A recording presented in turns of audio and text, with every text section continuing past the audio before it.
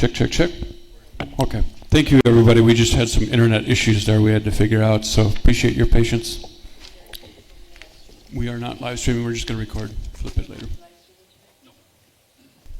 We will not be live streaming tonight, so you're all here, so you're in good shape. But those at home, we'll let the people at home know. Okay, you can start.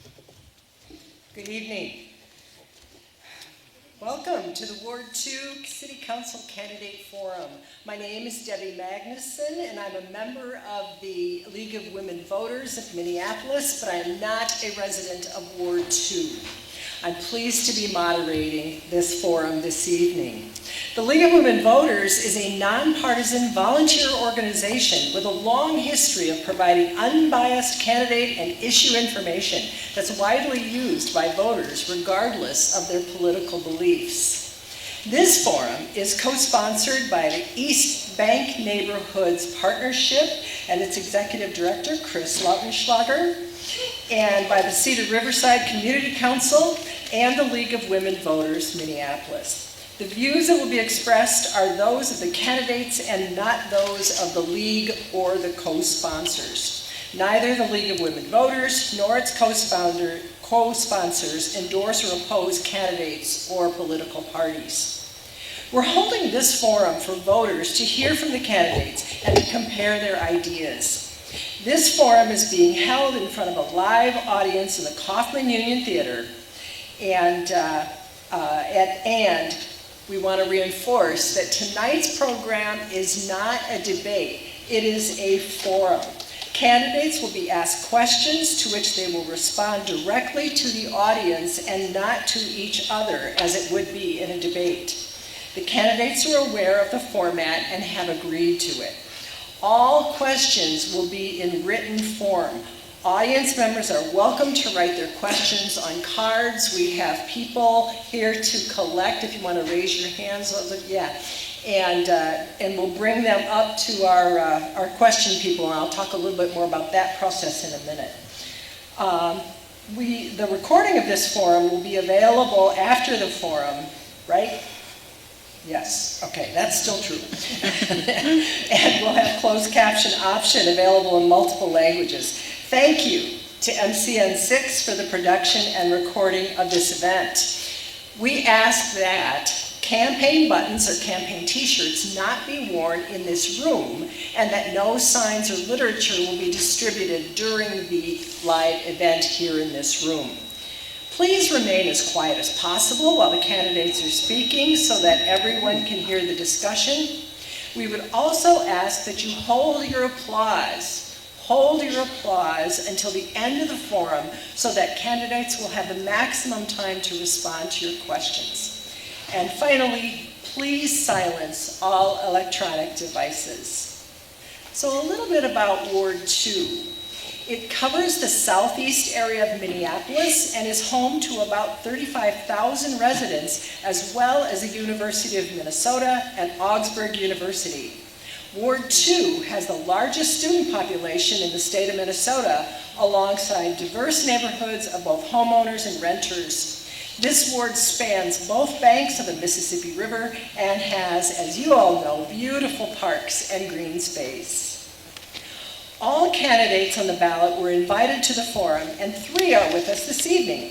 They are, in alphabetical order, Shelley Medore. You can wave your hand, Shelley. Oh, hello. Shelley Medore, Max Thoreau, and Robin Wansley. We thank the candidates in advance for engaging in a respectful and civil discourse. We have timekeepers sitting in the front row so that each candidate has the same amount of time to respond to questions. Following the opening statements of 1.5 minutes, each candidate will have up to 1.5 minutes to answer each questions, followed by, at the end, 30 seconds to make a closing statement. The timekeeper will hold up a card when there are 15 seconds remaining and a stop card when time is up. We ask that the candidate finish their sentence and stop when they see the stop sign come up. We expect this forum to last a little over an hour, approximately 1 hour and 10 minutes. Questions are based on community concerns and were developed by our committee, submitted in advance from co-sponsor surveys and solicited from the community at large. During the forum, as we said, we will take written questions from all of you in the audience until about 7:10. Questions will be only taken in written form. Volunteers will gather the questions and hand them to our question facilitators, sitting here at my right, and then to the moderator, to me. We ask that the questions be clear, pertinent to the issues at hand, within the scope of the office, and made in the form of a question, not a statement. All questions are carefully reviewed and rewritten when necessary to make sure that they're directed to all candidates, are forward-looking, are not biased, and not of a personal nature. We look for a balance of topics that affect all of us, both locally and in the city. To get to as many topics as possible, we will limit the number of questions in each category. We may consolidate questions, so you might not hear the question that you submitted exactly in the form you wrote it, because there's many common themes that come up in questions, and we do consolidate them.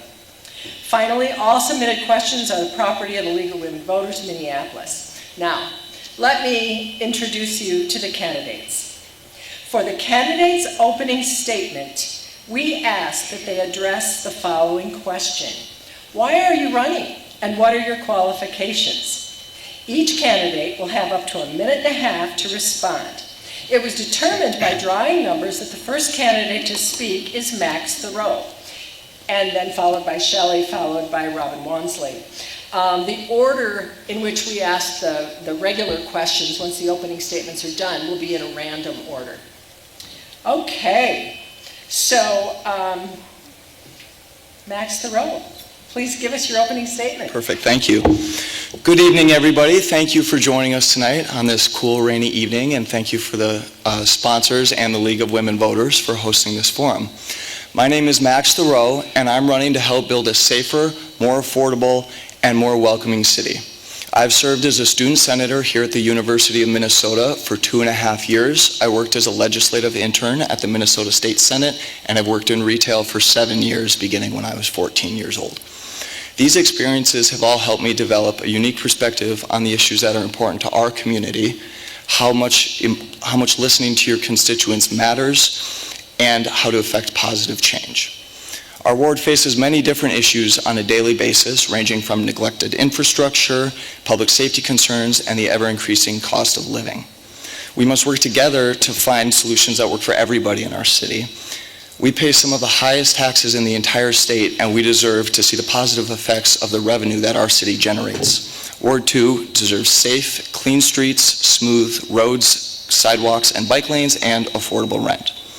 If elected, I would work to expand MPD recruitment, push to explore the efficacy of community-based response groups, support rent stabilization policies, and ensure that we see the effects of the taxes that we pay on our streets. We deserve a council member who works to bridge divides in our city's politics and is a representative for everybody in our ward. I hope you'll join me in this effort. Thank you, candidate Thoreau. Next, we'll hear from Shelley Medor. Thank you, and thank you to everyone who came here tonight in person and online to listen and ask questions. Thank you to the Minneapolis League of Women Voters for organizing this forum, as well as the East Bank Neighborhoods Association and the Cedar Riverside Community Council for sponsoring this event. And thank you to Debbie Magnuson for moderating this discussion tonight. To those of you who have not met me, my name is Shelley Medor, and we're all here because we care deeply about Minneapolis, and that's exactly why I'm running for our community on the City Council. Minneapolis is important, and I've dedicated my career to advocating for it. When I saw a disconnect between my neighbors and their local government, I became a community organizer, informing parents of children with disabilities of their rights in and out of the classroom. I've worked with school districts, city councils, county, and state governments to bring about change. I was then elected to the Minnesota legislature, where I spearheaded health care, transportation, and affordable housing reforms that directly benefited our community. I authored the bill that allows anyone with a disability placard up to 4 hours of extended parking in Minneapolis, legislation that is still in place today. I'm qualified to serve on the City Council not only because of my experience, but because of my deep commitment to Minneapolis. I am also a proud Gopher mom and Augie mom. I'm endorsed by City Council members Andrea Jenkins, Latricia Vita, Lene Palmisano, Michael Rainville, along with several labor organizations. Thank you. Thank you, Candidate Major. Now we'll hear from Robin Wansley. Good evening, everyone. I am Council Member Robin Wansley, and during my last 3 years on council, I've worked with community members and elected officials at all levels of government to deliver policies and funding that have significantly improved the lives of working class people in our city, as well as in Ward 2. I expanded civil rights protections for all Minneapolis residents, established sidewalk plowing programs to keep our residents safe during the winter, and created carbon fees on big polluters. I'm proud to be one of the most productive council members in Minneapolis, and the majority of my legislation has passed with unanimous support both from my colleagues as well as from the mayor. I am proud of my accomplishments since being elected, but our work has not been yet completed. If re-elected, I will work to deliver housing for all, a $20 minimum wage, a city-owned grocery store, and I will continue fighting against the Trump administration. I am running for re-election because I want Minneapolis to be a place where everyone can afford to live and thrive. You all are my community, and I am ready to keep building alongside you because I am in this with you, and I look forward to keep building together. Thank you, Candidate Wansley. And now we'll move on to the questions from the live audience and those submitted in advance. As we said, candidates will have 90 seconds, a minute and a half, to answer these questions. We will begin with Shelley Madore and then move on to Max Thoreau and Robin Walmsley. So that's the first of the randomized questions. So first of all to Shelley Madore, but all of you will have the same question. This is regarding public safety. Would you support the current community-driven model for public safety, including neighborhood-based safety groups and the university partners, or do you believe it needs to change? If you support the current model, how would you ensure oversight and accountability? If change is needed, what would you do? First to Candidate Madore. Thank you. So first, I want to make sure that everyone understands that we must enforce the DOJ decree and the Minnesota Department of Human Rights settlement. We must insist that those reforms are embedded in new police training and reforms. We also have to make sure that we improve our public safety ecosystem, which includes our 311 system, our ties to the University of Minnesota, and making sure that police are fully up to our charter mandate. Right now, we are still about 100 officers short, despite the fact that we have just hired 55 new community service officers who supplement our police force and 33 new officers. I also support the integration and more funding for social workers, this public safety department to be fully staffed, violence interrupter programs, and gun violence interrupter programs. And I'm looking forward to making sure that we are addressing the needs of public safety amongst all citizens here in Minneapolis. Thank you. Next to Candidate Thoreau. Thank you. I believe it is crucial to keep community-based groups in our city along with the support of the Minneapolis Police Department. First and foremost, we need to expand the recruitment for our police department to ensure that there are enough officers to be able to respond to calls properly, safely, and efficiently. Community-based groups are also crucial for calls where officers aren't needed, such as certain mental health calls, drug situations. We need drug specialists and mental health counselors as well as community-based groups. The incidents that took place in Dinkytown over the past couple of years with, more often than not, young people coming in and shooting off fireworks and destroying local businesses, I believe would not have gotten to the point it did if community-based groups stepped in first as opposed to the police presence, which often creates more tension because there isn't a trust between those communities. Thank you. And Candidate Wansley. Thank you. I absolutely believe that we need a public safety system that keeps everyone safe, and for far too long we've had one that has not done that. And I'm proud of the work over the past 3 years to have done the collaboration with our public safety stakeholders to actually make Ward 2 one of the places in the city that have some of the lowest crime rates overall. And I've done that through collaborating with our armed officers and non-MPD personnel through, for instance, Ward 2 will be opening the first ever South Minneapolis Community Safety Center / 3rd Precinct. That work is happening because my office brought $4 million forward to make sure that we're bringing a new model forward around public safety to keep everyone secure in their communities. I've also championed funding and the expansion of mental health providers to respond to 911 calls. We also now have social workers who are responding to 911 calls.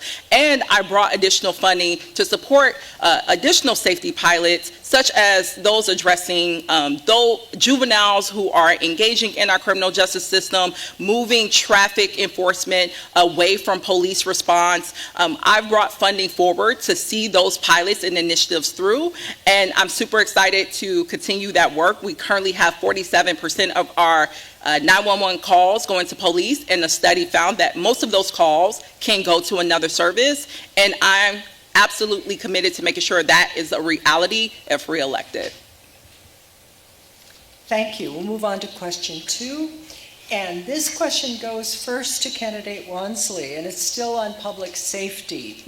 What will you do as a city council member to address concerns about police accountability, transparency, and the relationship between law enforcement and the community?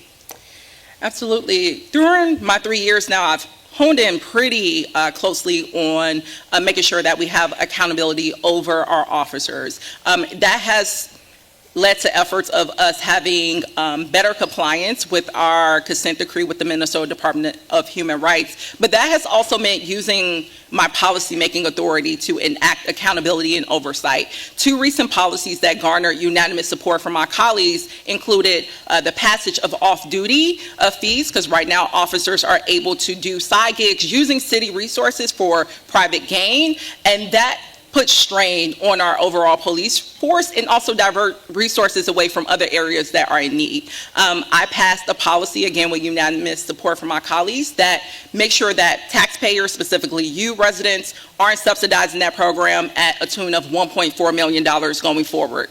I've also brought forward a surveillance ordinance that makes it so that anytime MPD is acquiring technology that's going to be used in our communities for safety reasons, they have to come forward for council review to make sure that, one, we're paying or stewarding our resources correctly and responsibly, and that we're making sure that they're not violating the civil liberties of our residents, which were found to be the case in a pattern of practice by the Department of Justice and Minnesota Department of Human Rights. So I look forward to continuing my demonstrated leadership in this area of oversight and accountability over our police.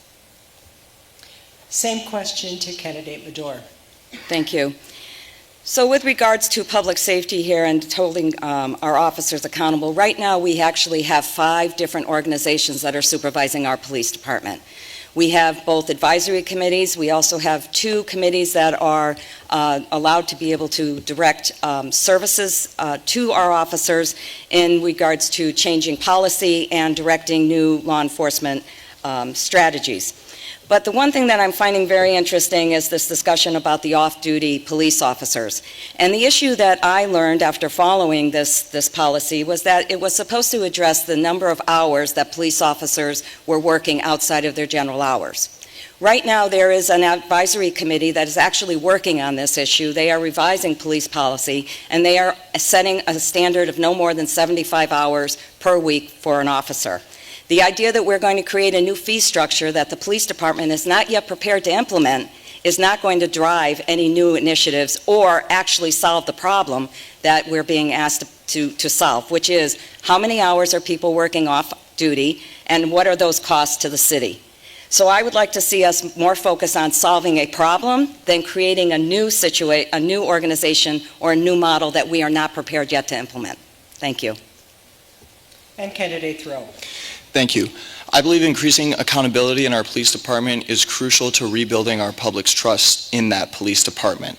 Part of that, again, stems from adding community-led groups to respond to certain issues where police aren't needed, increasing oversight of the police department and regular audits for major use of force incidents to ensure that everything was done properly, and of course the consent decree that I'm 100% behind as well.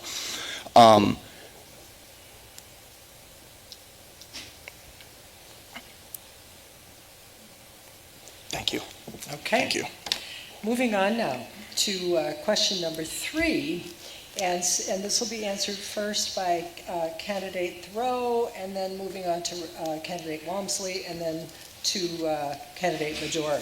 So question 3, and this is regarding housing and homelessness. What role should the City Council play in regulating rents, incentivizing affordable housing development, or protecting tenants' rights? Thank you.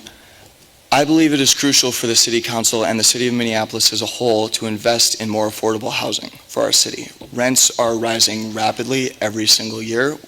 I live in Dinkytown and have for the past few years, and every single year it's gotten more expensive, along with tuition, along with prices for everything else. Creating more affordable housing as well for our homeless population will help reduce the emergence of more encampments, which are a public safety hazard. Converting vacant abandoned properties into affordable housing units would be crucial for our city to not only help deter some homelessness and encampment issues, but also increase our stock of affordable housing. There's currently a bill in the Minnesota State Legislature called the CUB credit, which stands for Conversion of Underutilized Buildings, which provides incentives for the city to transform vacant buildings into affordable housing. Thank you. Next to candidate Walmsley. I've dedicated 3.5 years of my time in office to really addressing how do we make our housing market more affordable while also preserving and expanding our public housing options. And just on the affordability piece, that has really been complemented with tenant protections. Just this past week, once again, I brought forward ordinance that garnered unanimous support from my colleagues called Stop Slumlords, which targets and focuses on the 160 landlords across the city that are housing thousands of residents, many of which are in Ward 2, who are not providing housing up to our city code. And this ordinance will get them in accordance with that so residents don't have to live in slum conditions. I've also addressed homelessness through a housing first approach that has demonstrated to be the most effective approach. We know encampment evictions are not solving the crisis, and that's why I worked with our public housing leaders as well as county leaders to bring forward something called the Emergency Housing Voucher Program, which, if implemented, is set to reduce homelessness in our city by 20%. This is the county's own estimates. So that is a program that garnered unanimous support from my colleagues as well, and that also complements much of our other robust housing efforts that's also connected to tenant protections to make sure that we're keeping people who are housed, but also addressing that we need to have evidence-backed solutions to get people off the streets and into permanent housing. Next, we'll hear from candidate Major on the same question. Yes, thank you. So first, let's settle on one basic fact, that housing is a human right. That we need to ensure that if we are going to address the housing, that we have to build more housing. That means bringing new investment into our city. That means addressing landlord problems that have been around for dozens of years. When my daughter attended the University of Minnesota 15 years ago and came in as a freshman, we found housing to be very difficult. We found substandard housing. This is not a new issue. What we do have is a lack of regulatory services to ensure that tenants are having their rights preserved, that we are making sure that tenants are understanding what those rights are, that they understand how to report landlords, and that they are receiving action. Our regulatory services right now are not delivering those services to students or to other tenants throughout the city. We also have to be talking about the fact that encampments is a form of neglect. We do not have compassion for people when we are leaving them in situations that are dangerous. It is very important that we move forward with ideas to house individuals that are ready for housing with programs like Avivo Villages. However, we do know that Hennepin County is not yet fully funding the programs that they are given state dollars to provide to us. So I would like to be able to make sure that we're focusing on retrieving those resources and delivering them to people here in Minneapolis. Moving on to question 4. also about housing and homelessness, and we will start this time with candidate Major in answering.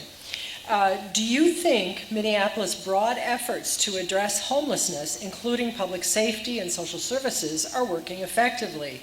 If so, why? And if not, what would you change? Yes, thank you. I'll follow that up with where I just left off. The real issue that we have to be looking at here again is how is Hennepin County using the resources that they have been allocated to assist Minneapolis to solve this issue. We have programs that are already in place, and yet that data on how those programs are being delivered, how those dollars are being spent, are not fully communicated with Minneapolis. There is a gap in how we receive information. We also do not have tracking of individuals. How many times have individuals been in and out of encampments? How many times have they received services? And as a public safety issue, this is also a public health emergency. And we need to be assured that people that need services get services. And right now, according to the last 2 reports that were delivered by city staff to the city council, those services are being delivered. But what we are missing are addiction treatment centers, and we are also missing the opportunity to ensure that people with mental health are getting the support that they need. And those are not one-touch situations. Sometimes they're multiple touch, and sometimes it's frustrating, but we know that when we build trust with a community member, they are going to see, we are all going to be able to reap the benefits of that. I also ran for the disability community, an agency that focused on Housing First initiatives, and I would love to be able to continue that work and working with Hennepin County to assist our residents. Thank you. Next to candidate Thoreau. Same question. Absolutely. Could you repeat the question? Sure. Please? Do you think Minneapolis' broad efforts to address homelessness, including public safety and social services, are working effectively? If so, why do you think so? And if not, what would you change? I do not think they are.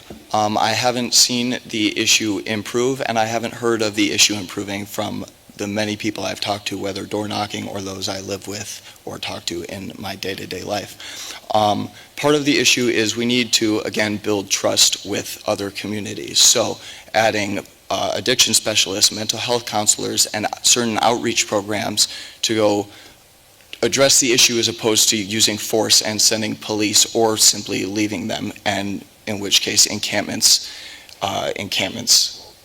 persist. Building that trust back and offering the support for those in need is crucial.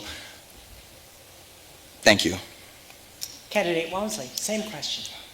So the county actually does great tracking of this very problem. In fact, the county own data shows that there's about 600 to 800 folks sleeping on our streets every single night. And what I hope to do if reelected is actually address the fact that it's very much possible that Minneapolis could be one of the few cities in the country to actually solve homelessness. This problem is not insurmountable. And the way that we do is through a housing first approach, which the county is at the table and are ready to deliver. And I know this because they partner with my office to route a few $1 million into a program called the Emergency Housing Vouchers Program that has delivered already incredible results in reducing homelessness all across the country. And if re-elected, the first change is to implement that so we can get people off the streets and into permanent housing. I will also continue the work on expanding needed protections. Council passed a 30-day eviction notice to make sure that residents who are going through the eviction process can stay in their homes and be connected to the resources at the county and state level so that we're not leading or unintentionally causing people to be displaced and potentially also having to be out on the streets. So I look forward to complementing that work and also implementing the city's own opioid response plan, which my office worked with the mayor's administration to actually create and bring forward. So those are some of the things that we're already doing in partnership with our key stakeholders and look forward to implementing. Thank you. Go ahead, sorry. On to question number 5. And this will go first to candidate Walmsley and then followed by Mador and Thoreau.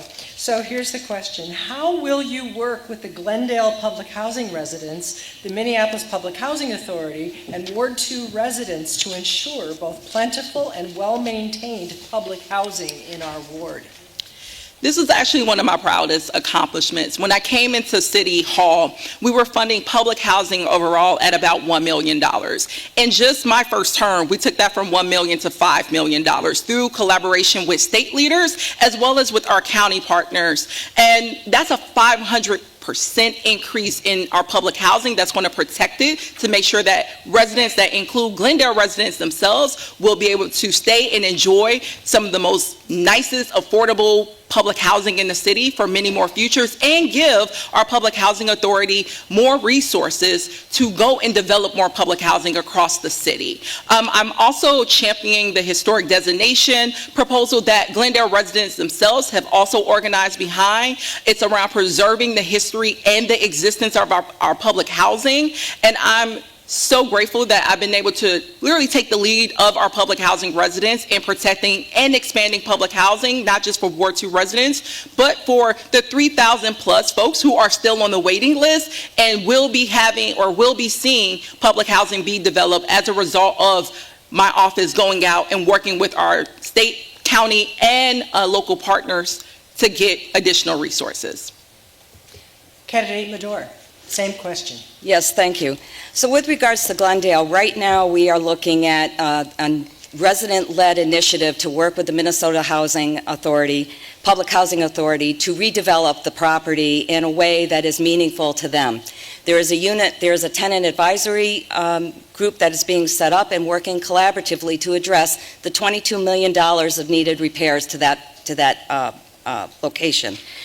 Right now, we have been working since 2019. The Minnesota Housing Authority, Minnesota Public Housing Authority have been working with Glendale residents to identify likes and dislikes. The dislikes that this community is speaking about is the lack of air conditioning, the lack of proper heating, bathrooms that do not serve the community well, the size of the units that do not fit for large families. They want to see more amenities, and they want to keep their community. I stand with Glendale residents as they go through this process, and I would never advocate for any Glendale resident to be removed from the property. With regards to the historical designation, that is a completely different set of circumstances. That is not managed under the Minnesota Housing Authority. That's actually managed under the city. And that designation has to go through city departments. And Councilmember Wansley here actually moved that back to the city on June 10th through Councilmember Ellison on her behalf to get that back to the city to review whether or not that designation can move forward. Thank you. Candidate Thoreau, same question. Thank you. As I said earlier, it's crucial that we build more affordable housing for our city, and to do that, we need to incentivize developers to do so. If they don't have incentives, they're not going to do it.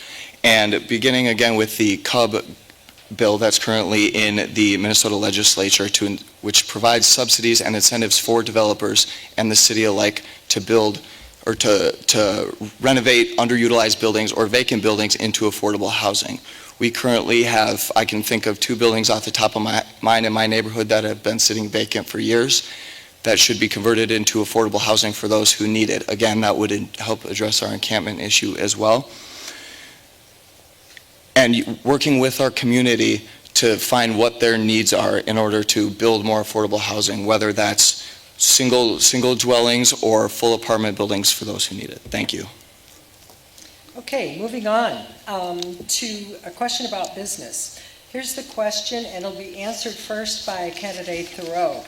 How will you support, maintain, and retain small businesses and local entrepreneurs in Ward 2 and help them overcome barriers related to road construction, crime, and city regulations?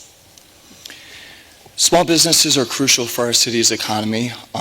I come from a family that has owned small businesses in the past, and continuing to invest in the vibrant storefront initiatives is crucial for that. That provides incentives for our small businesses to operate, and it helps speed up permitting processes as well as cutting red tape.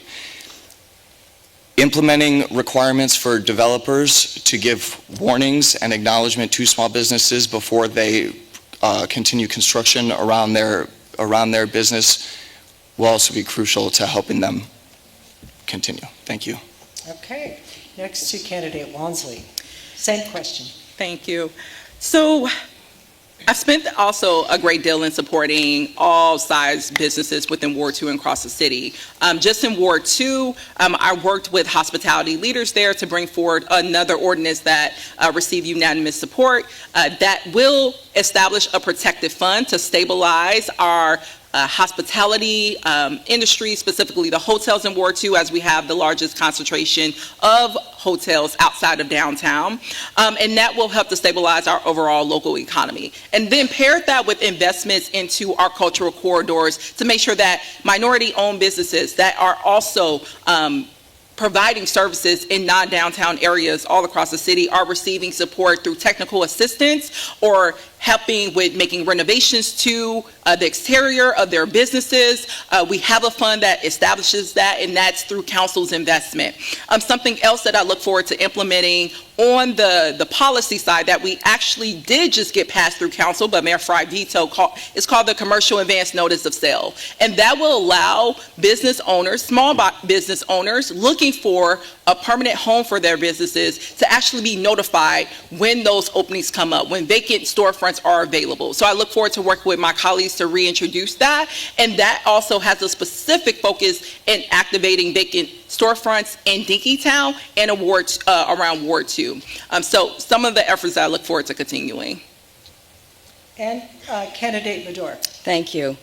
So small businesses here in Ward 2 have been suffering over the last several years. We've seen closures of major small businesses in Dinkytown. As you walk up and down, you see closed storefronts. We have to address the issue of rebuilding our economic opportunity here, and we need to do that first by focusing on rebuilding safety and making sure that citizens know that when they come to Ward 2 businesses, that they feel safe, they feel comfortable, and they're able to get around easily. That's not really been the case in the last couple of years. We also have to look at our zoning and our permitting barriers that prevent small businesses from growing, expanding, or moving to a new location. That is often a prohibitor for many small businesses to grow and expand. And as we know, as they grow and expand, they're hiring more people. Jobs is an important issue that's tied to our small business growth. I would also support rebuilding the operational models of making sure that our small businesses, when they are working together, that they have an audience with the council member that serves them. We know, for example, that during a most recent 311 report that was delivered to the administration committee in May, that we had 127 calls for encampments. That is not a safe environment for our small businesses to be functioning in. We have got to do better, and we've got to move forward in a way that embraces our city to move forward in a good direction. Thank you. Now we're moving on to a question about community engagement. And we'll go first to Candidate Madore, followed by Candidate Thoreau and Candidate Wansley. How will you engage with our diverse community, including university students, so that all voices are heard? Yes, thank you. That's a great question. So my engagement model is being accessible and collaborative. So if there is a neighborhood association, as I've attended all of our neighborhood associations over the last several months as I've been campaigning, I've learned about the issues that are affecting them. And I would like to be able to move forward in ways that, working with city council members to ensure that Ward 2 is seen as a vibrant and collaborative ward. We have to make sure that we are also addressing where people are. So that means you don't require people to come to the dais or to come to City Hall. You go to where they are. And that provides an opportunity for people to have real conversations with you. And you don't send staff. You show up and you do the work that you're being paid to do. And that is critically important. And again, to reference the city, just 2 weeks ago, there was a call by the business community in Seward that was asking for the council member to please come in and explain what the plan was going to be to deal with the 127 encampment calls that 311 received. And instead, a staff person was sent, and they talked about housing vouchers. The business community was looking for a solution. They were not looking for an excuse. We have got to move forward in a way that holds ourselves as city council members, but also our business community knowing that we hear them and we want to support them. Thank you. Same question, Candidate Thoreau. being available and there to listen to our community is crucial to building trust and engagement with our city council, state government, across all facets. I believe in a representative government that works for everybody, not just those who voted for you or not just those that you agree with, but listening to everybody's needs, perspectives, and views is crucial. And I feel that we've gotten too far away from that across all of our levels of government currently. And there's never been a more important time for us to sit down and talk with people, again, whether or not we agree with them or don't. There are plenty of people I don't agree with, but I sit down and having a real human conversation with somebody and listening to the troubles that are going on in their life helps to give a new perspective on things, and maybe it makes you think of something differently, right? It may not change your complete view, but you can appreciate them more and support them more and do the best you can, because that's what we're elected to do. That's what they're paying us to do, right? We're there to help them and make their lives better off every single day, not just to make the lives better off of those who voted for us. Thank you. Same question, candidate Wansley. Yes, I'm very proud of the innovative way that we've used community engagement both inside of City Hall and outside of City Hall, and really allowing it to be a platform for community members to share their expertise around policy decisions or initiatives that the council should be investing in. Just 2 weeks ago, I brought Ramsey County Attorney John Choi to come and give a presentation to the Public Health and Safety Committee that I vice chair on the very successful work that they're doing to reduce gun violence in St. Paul. And because of that, we're garnering so much support amongst council that I am working with colleagues to bring that forward as a budget amendment to make sure that we're solving crimes at a rapid and needed rate here in Minneapolis. I've also invited community members to come give presentations about recommendations on how we can strengthen, linking to things like our police contract or police accountability, how we could strengthen our police contract to encourage more accountability and guardrail protections. In addition to that, I spend a lot of time on campus. If you're a student in here, you see me a lot. And my office has worked with the Carlson School of Management to do policy presentations, especially on how we're going to get a grocery store in Dinkytown. I worked with our undergraduate student government to deliver key policies like ending pre-leasing so students aren't being displaced by corporate landlords in the area. So I do a tremendous amount of community engagement and absolutely look forward to carrying that forward if I'm reelected. Thank you. We're moving on now to a question on health and well-being, and this question will go first to candidate Wansley. And the question is, what can you do to help bring a more affordable grocery store to Ward 2? Yay, I'm so excited about this. So this has been an initiative that I've worked with undergraduate student government for over a year now because it's very clear students have talked about the lack of affordable grocery options on campus. The first thing that my office did in response to this was have our staff do analysis and present a report that actually showed that about 25% of U of M students right now are going hungry every single night because of a lack of a grocery store. To build upon that, we got tons of recommendations that I look forward to carrying out, but just in the past month, my office worked with the University District Alliance as well as our East Bank Neighborhood Association to secure seed funding to hire an economic development specialist who are going to support us in laying out a concrete plan on how to make this grocery store possible in Dinkytown. So there's funding in place. We're going to be hiring an expert and making the next steps to help guide investments both from the city, from the state, and from the University of Minnesota so that we're making sure that no student around the U is going without food, which is ridiculous. So I'm so excited about the work that we've already done and that we're going to continue doing to make sure that students get this grocery store ideally in the next year. Same question, candidate Bador. Thank you very much. So municipal grocery stores is a great idea, and many cities across the country have tried to implement that. To date, none of them have been successful. We are looking at an idea that has been floated around. We know we're hearing it from New York, and we're hearing it from some other places, but Minneapolis is not the place for this. A municipal grocery store would become an asset that the city of Minneapolis would have to manage. That means it would have to be able to not only negotiate with vendors to be able to deliver the food, but then we would also have to be working on how are we going to manage that? Where are we going to see those resources? And how is the city itself going to be able to implement these negotiated contracts to deliver real savings to people for them to be able to access these food products? What we have right now is a very robust food bank system. The University of Minnesota itself has a page that's dedicated to students where they can find free food at almost any day, any time.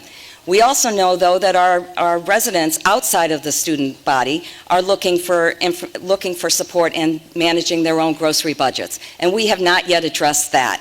I would like to be sure that we are looking at zoning. Perhaps there are opportunities for us to change the way some of our businesses are set right now. We have empty storefronts. Is there an opportunity for us to look at small bodega-type grocery stores? But this idea of bringing in a municipal grocery store, especially in less than a year's time, is not a reality. We have to be focused on what we can deliver. Thank you. Candidate Thoreau. As a student who lives in Dinkytown, the one target we have on the entirety of campus is not nearly enough for myself or any of the other tens of thousands of students and residents who live in this area.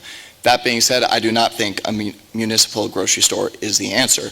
There is lots of new commercial space that has opened up with the building of the Standard Dinkytown, Identity Dinkytown, with many of those storefronts still sitting completely vacant.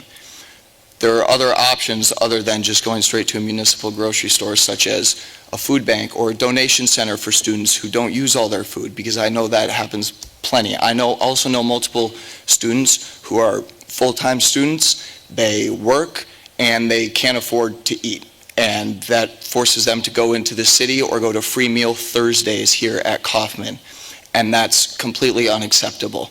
So incentivizing companies to come in, and I've seen students calling a lot for a new Aldi in Dinkytown. That's kind of the biggest thing I've seen, and I would 100% be a supporter of that. Providing incentives for companies to come in and build larger locations that aren't low quality food, extremely high prices that half the time are unavailable. I can't count the amount of times I've gone to Target myself, and it reminded me of COVID when all the shelves were completely barren.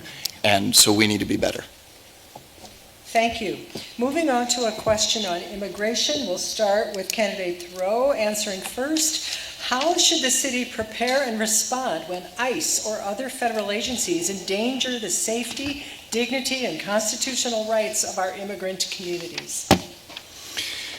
So I would first like to say I vehemently reject the presence of ICE in our cities and what they do. I find it abhorrent, and we need to do better about supporting our immigrant communities. We need to create more access to free legal services for immigrants who don't have access to that. They don't have the funds for that. We also need to ensure that our police department is keeping people safe so that violence doesn't erupt and tensions don't boil over. Thank you. And next to candidate Wansley, same question.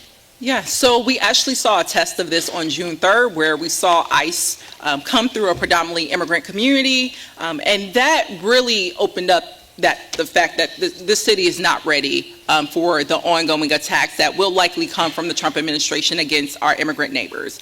And Council did audit of the city's response to that ICE operation on June 3rd. And one of the clearest things that was highlighted is that our separation ordinance, the thing that is meant to keep separation of our law enforcement from working with ICE, that policy had not been updated in 20 years. So I, along with several of my colleagues, have reintroduced that ordinance with the goal of updating it so that we're doing it with the intentionality of keeping our immigrant neighbors safe.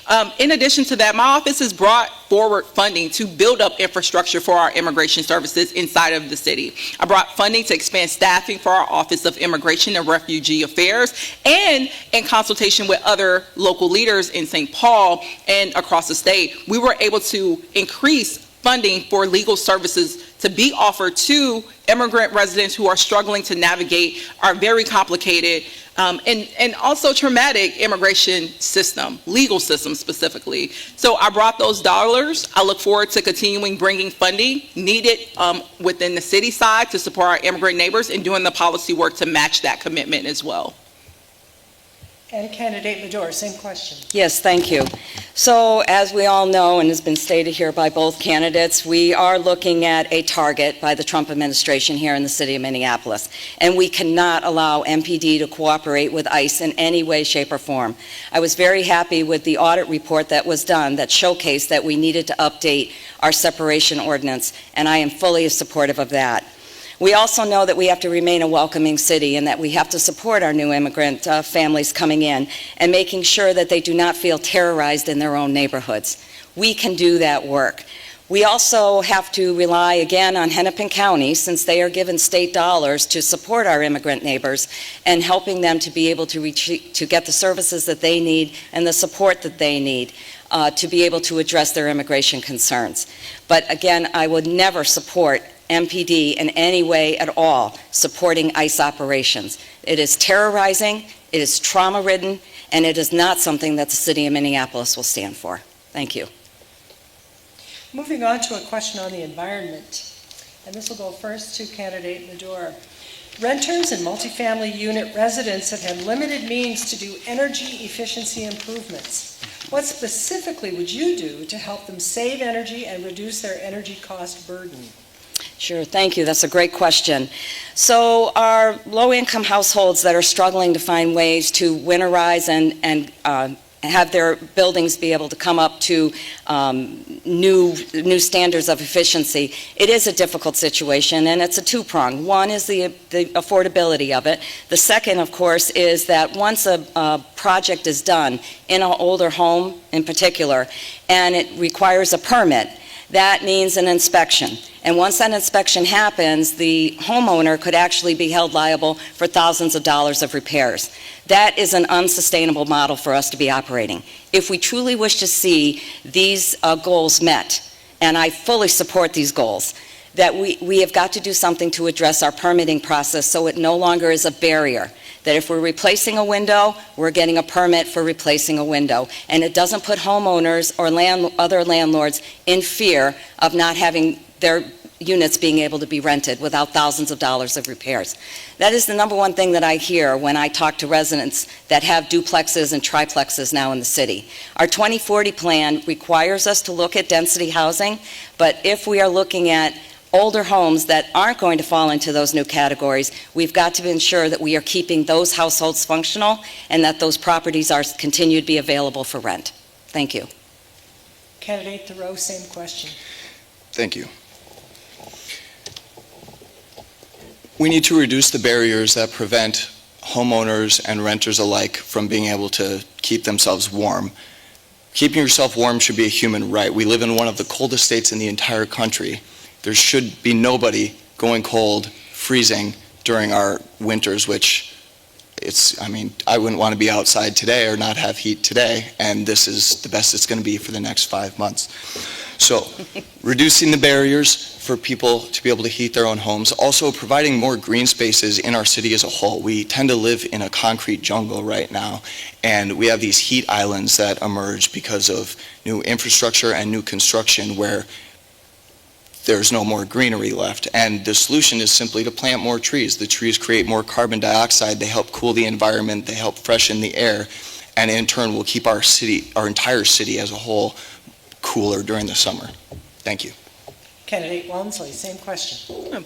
So studies show that carbon emissions are one of the lead pollutants that's driving climate change and the warming of our climate. And that's exactly why my office brought forward, as I mentioned in my opening comments, carbon fees on big polluters. So we're going at the source also of entities in our city that are emitting some of the largest amount of carbon emissions that is expediting some of these impacts that we just talked about. And through that fee alone, we are going to be bringing in resources that can then go fund projects like we're talking about, retrofitting homes, retrofitting properties to weatherize them. So that is an initiative that, again, my colleagues unanimously supported just a couple of weeks ago, and that will be enacted in 2026. Something else that we're pairing and piloting right here in Ward 2 is the mixed development that is part of U of M. We're looking at how can we incorporate or integrate something called geothermal. And that alone also has the ability to reduce utility rates for residential and commercial property owners. Something else that council is actively doing right now to make sure we're building up more resources to fund initiatives like this so that properties can all be weatherized is building up our Climate Legacy Initiative Fund and doing that through the passage of franchise fees on multi-billion-dollar utility companies. So that is being moved forward in the coming weeks, and I look forward to supporting additional efforts like that. Now we're moving on to a question on transportation, and candidate Wansley will go first on this one. What, if anything, would you do to improve our public transportation system so that it's accessible and safe for users of all abilities and incomes? Track record has definitely shown that I'm a major proponent of public transit at the city level. Anytime there's been major projects that's come forward for our approval, council, including my office, has done everything possible to make sure we're providing authority, funding, to make sure that rapid bus lines are part of those projects, that 24-hour bus transit options are also integrated in all of our future transportation designs. Something else that I'm really proud of too is we have to talk about when you're discussing safety is my office worked to also triple the investment in traffic calming. So that makes sure, you know, once we put buses in place on the streets, we redesign them. We want to make sure that pedestrians as well as those driving cars or scooters are able to move around freely. And that investment in traffic calming has helped to do that across our city, and even motivated motivated our state partners to even match us with a contribution by our office taking that leadership. So I'm very much invested in continuing at all levels of local, authority to make sure that we're building a robust public transit system that's also not just inclusive of cars, but making sure that we can have opportunities for everyone to safely move around. Candidate Major, you're next. Yes, thank you.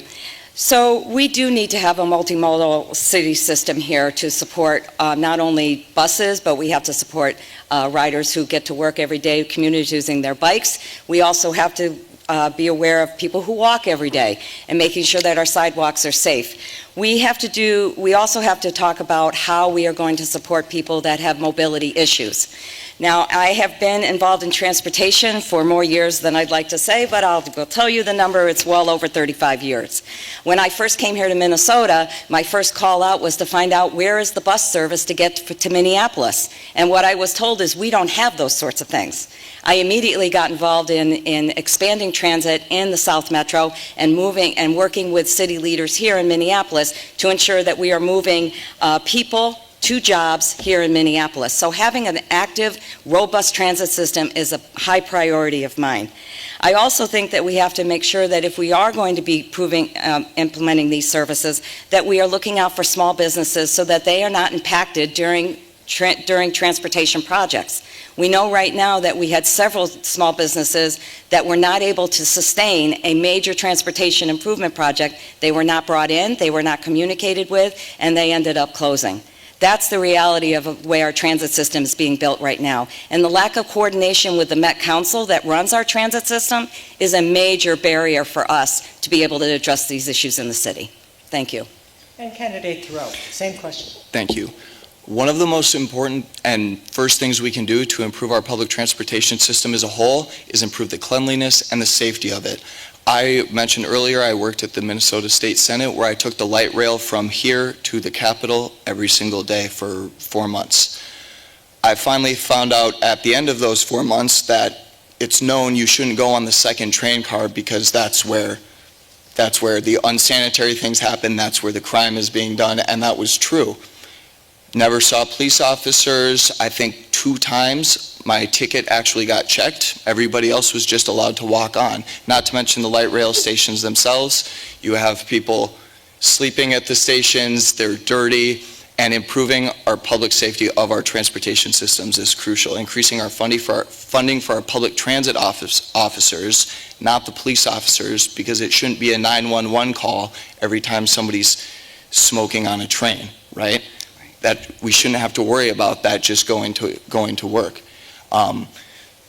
Also, for public transportation, incentivizing people to walk and bike and scooter or moped, whatever they do to get to class, to get to school, to get to work is crucial. And the biggest way we can do that is by improving our public infrastructure, potholes, giant cracks in sidewalks, pieces that are completely missing. I can think of 15 examples off the top of my head in my 2-block area that haven't been fixed for years. And again, we pay some of the highest taxes in the state, and we deserve to see the effects of those. Thank you. Okay, this next question, we'll start with candidate Thoreau and then move on. What would you do to support and protect vulnerable communities in Minneapolis and combat racism? Building trust between our communities, along minority communities, underprivileged communities, our government, everybody is crucial. The first way to do that is outreach and talking to people. I mentioned that earlier, right? You can't be seen as somebody who just sits in City Hall and just listens to the people who come to you. It's important to go out there and listen to other people and hear their experiences, because a lot of people don't even necessarily know where to start. They have these issues and they feel their hands are tied when you can be the solution, and that's what your job is. So building trust and outreach is absolutely crucial. Thank you. Next, let's hear from candidate Wansley on the same question. So just this past year alone, I've championed several initiatives that have really meant to bolster support on the city side for some of our most vulnerable communities, especially in light of a Trump administration. The first is addressing the need for housing security for our seniors. We are also seeing seniors become more likely or inclined to experience housing insecurity because of the lack of affordable senior housing options. So I brought funding forward to establish a program with the support of our Senior Advisory Board that will allow seniors to age in place. Additionally, I worked with my colleagues to establish or pass a civil rights ordinance that actually expands broader protections for more vulnerable communities. And I'm very proud of that work, and that received unanimous support from my colleagues and the mayor. And as I mentioned earlier, I've been a major proponent of bringing investments into the city's own immigration office to make sure that our immigrant neighbors also receive the supports that they need as they're navigating this very scary terrain and just anti-immigrant climate that's being advanced under the Trump administration. So this is a big bulk of my work, and it's largely led from recommendations from residents in the community. They come to City Hall, or I meet them in the community and they mention, can you do this? And most times we do in my office, and I'm proud of that. And candidate Medor. Thank you. So one of the best ways that we can do outreach to vulnerable communities is first ensuring their housing stabilization. That piece is a very important part of this, but we have to also make sure that they remain housed. And by doing so, we have to make sure that we are addressing predatory lending, that we are working with our communities to make sure that people understand how to take care of their homes, what support services they may need. I would definitely look at hiring somebody in our public health or maybe even part of our regulatory services that go out and assist new homeowners in being able to learn how to manage their homes. It's a very complicated system, and if you're stressed because you are having an affordability issue, you've seen property taxes increase, you've seen your own personal insurance for auto and your commuter fees being increased, you are looking at somebody who might not be able to stay in their home. That's seniors, working people, and also young people in their first jobs. So we've got to do a better job of making sure that citizens and residents know where they can go for help before it becomes a crisis. If we were able to do that, we would be able to look at our neighborhoods becoming stronger, looking at our neighborhood schools becoming stronger, and making sure that our citizens are happy. And when they walk out the door every morning, they look around and they say in their community, this is a great place to live. We need to build that trust with those communities so they have that reaction. Thank you. Okay, and one last question before we move into our closing statements. And this one will start with, let's see, get this right here. This one will start with candidate Medor. And this is going to be a flash question, so think fast and give us your best answer in 30 seconds. Ooh. What specific actions would you take to attract and maintain well-paying jobs in Minneapolis? Rebuild our downtown. Am I at 30? We have got to make sure that we are building a robust downtown to attract new businesses. With every new business comes new jobs. We have a lot of students that are graduating, that are looking for work. Every day we're opening the newspaper saying there is no way that we're going to be able to accommodate all of these new students. I say no, we have to be able to figure that out. And we can do that with a robust policy to support small businesses and rebuilding our downtown. Okay, Candidate Thoreau. Thank you.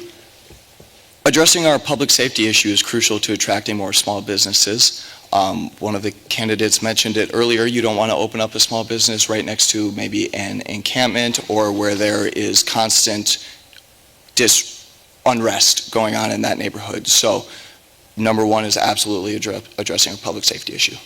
And Candidate Wansley. I'm going to be the one. Can you please repeat that question? Sure. What specific actions would you take to attract and maintain well-paying jobs in Minneapolis?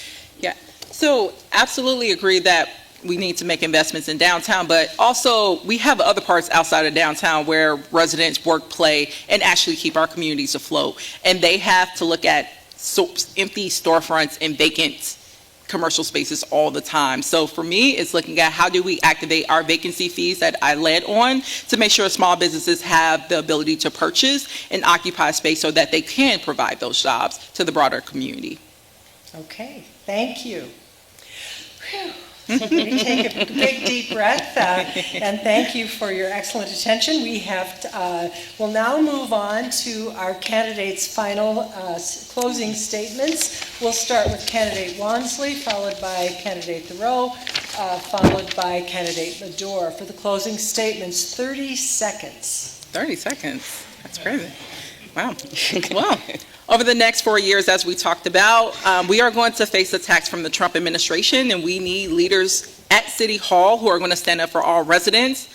It's hard to imagine that some of my opponents are going to do that when one of them have taken 29% of her donations from Republican donors. I have not done that. I will never commit to doing that. I have a clear vision and plan on how to defend our communities against Trump and how to improve the quality of life for working class families in the coming years, and I look forward to doing that with you all. I have the demonstrated leadership for this moment and what is required to make our city a more equitable and affordable place for all of our residents. Candidate Thoreau, your closing statement. We all live in a time currently characterized by divides in our political process at every single level, and it's time for us to build a bridge between them, not widen them. I believe in a representative government that listens to the voices of all of its constituents and works each and every day to make their lives better off, and that belief has guided me throughout this campaign. If I were to be elected, I would do just that and take into account everybody's perspective because I believe that's important. Thank you all again for being here tonight and for our moderator, Debbie Magnuson, for doing such an excellent job. Thank you. And Candidate Medor. Thank you. So thank you to Councilmember Wansley and Mr. Thoreau for an informative conversation tonight. And thank you again to everyone who hosted this event, asked questions, and listened here and at home. Participating in local government is more important than ever, as is the success of Minneapolis and its residents. If I am elected, my only focus will be ensuring that Minneapolis remains a beacon of prosperity and civil rights for all of us. I will be truthful with our community about the role of City Council. I will continue to be accessible and collaborative. And I will treat Minneapolis as the important and unique city that we know it is, and not as a test city for unproven policies. Thank you, Candidate. Thank you. All right. So, on behalf, okay, yeah. Thank you.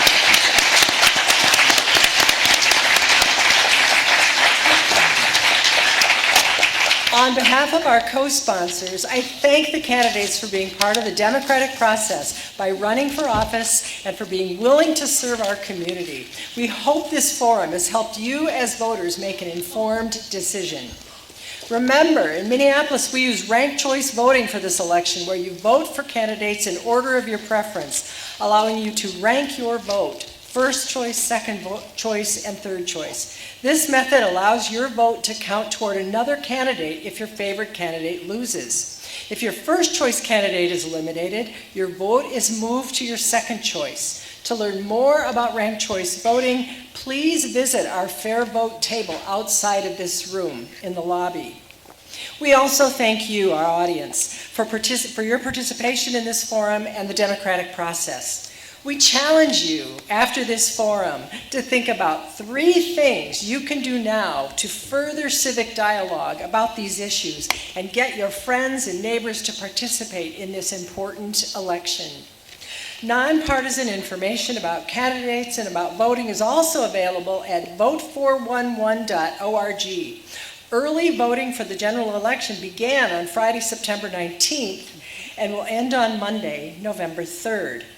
A video recording of this forum will be available unedited for viewing on the League of Women Voters Minneapolis website at lwvmpls.org.